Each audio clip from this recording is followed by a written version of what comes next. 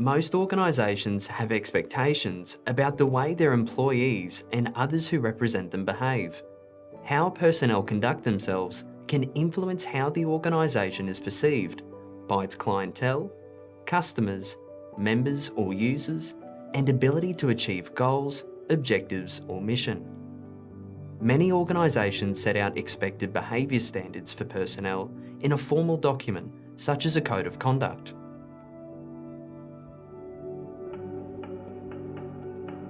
The purpose of a code of conduct is to link the behaviour expected of its personnel with the values and mission of an organisation. Generally, a code of conduct includes behaviour principles and standards for personnel to follow during their work. It may also specify what to do and what not to do in certain situations. Most importantly, a code of conduct can assist personnel in decision making, particularly in uncertain or ethically challenging situations or circumstances. The Australian Catholic Bishops' Conference and Australian Conference of Leaders of Religious Institutes have developed and issued the Integrity in Ministry Code of Conduct for clergy and religious engaged in ministry in Australia. The Code of Conduct may also apply to lay people engaged in formal ministries, such as lay chaplains. Integrity in ministry at its core does four things. It establishes behaviour principles for clergy and religious, sets out the behaviour standards expected of them, provides specific safeguards on important areas, such as sexual boundaries and dealing with children, and addresses misconduct and how to handle breaches of integrity in ministry.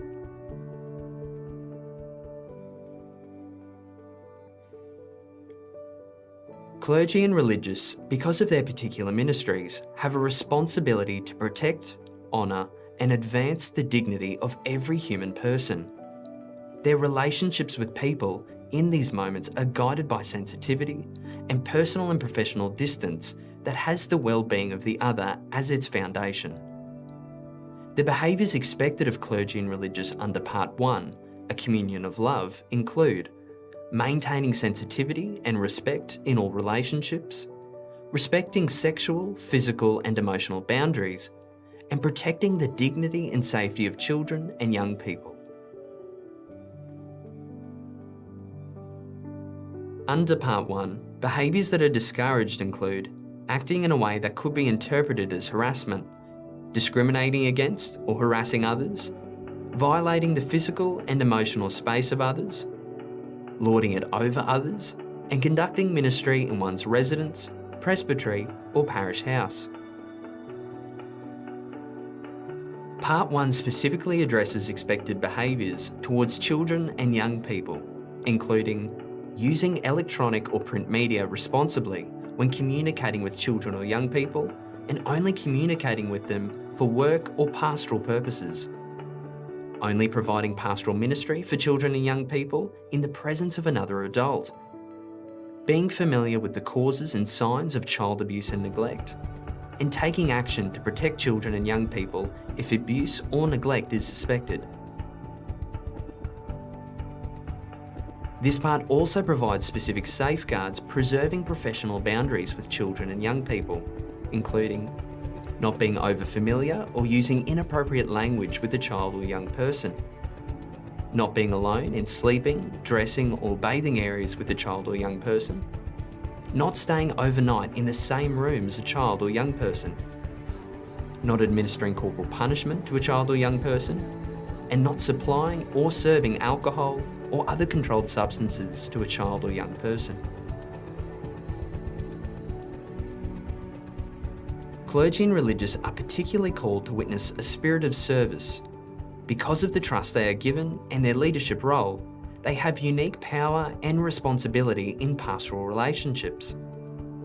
The behaviours expected of clergy and religious under Part 2, Service of Communion, include ministering with reverence, humility and respect for all, creating harmonious relationships in communities, and practising fairness and equity. Under Part 2, behaviours that are discouraged include using status or institutional power for one's own advantage, fostering factions within communities, particularly those centred upon oneself, and denying one's community a role in decision-making.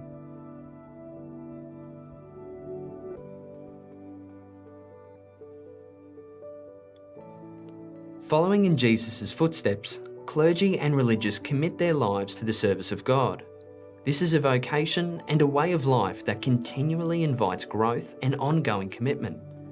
The behaviours expected of clergy and religious under Part 3, Life of Commitment, include maintaining one's commitment to faith, poverty, chastity, celibacy and obedience, and maintaining integrity in all interactions and relationships with others.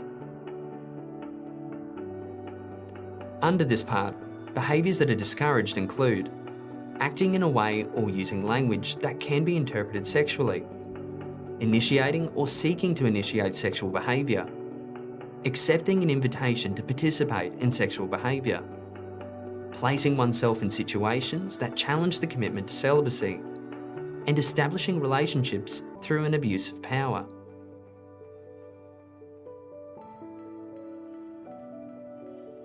Many situations in which clergy and religious find themselves in call for the application of pastoral and professional skills. In keeping with their vocation, clergy and religious are required to develop and maintain the skill necessary for their particular ministry.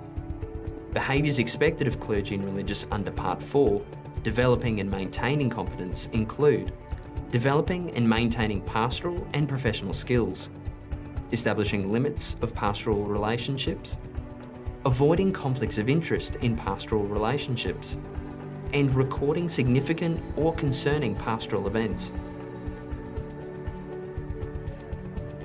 Under this part, behaviours that are discouraged include placing oneself in situations where real, potential, or perceived conflicts of interest may arise, and offering or providing counselling or spiritual direction unless qualified and supervised.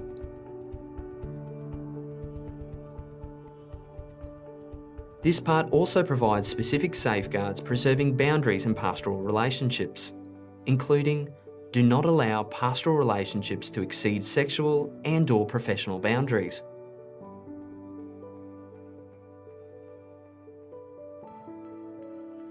Justice is central to the church way of life and mission. Clergy and religious are called to serve as witnesses and agents of God's justice by living and ministering justly in all things. The behaviour expected of clergy and religious under Part 5, Commitment to Justice, include providing just, safe and healthy working conditions, receiving and responding to complaints of abuse, ensuring the safety of others at risk. Remember, you have a legal duty of care to ensure this, supporting those affected by abuse, and complying with all reporting obligations.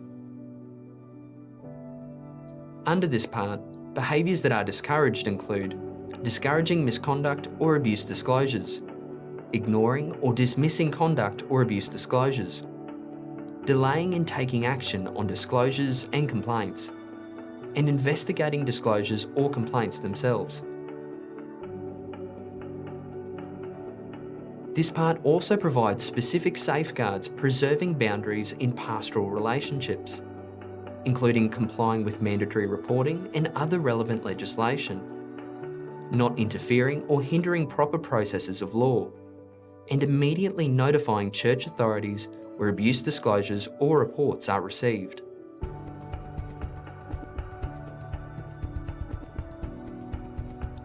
Clergy and religious who have responsibility for property and finance are recognised as stewards, not owners of those goods. The behaviours expected of clergy and religious under Part 6, Integrity and Administration, include complying with property and finance administration rules, exercising stewardship and accountability in administering property and finance, keeping accurate records of income and expenditure, and complying with auditing and monitoring requirements. Under this part, behaviours that are discouraged include seeking to obtain financial or other personal advantages, and giving, soliciting, or receiving gifts or other benefits that may compromise the integrity of one's ministry. Clergy and religious, with bishops and religious leaders, are expected to take responsibility for their own physical, emotional, and spiritual well-being. The behaviours expected of clergy and religious under Part 7, Personal Wellbeing, include maintaining their spiritual, physical and emotional health, seeking professional supervision and medical assistance, participating in ongoing formation, and nurturing their ongoing commitment to celibacy.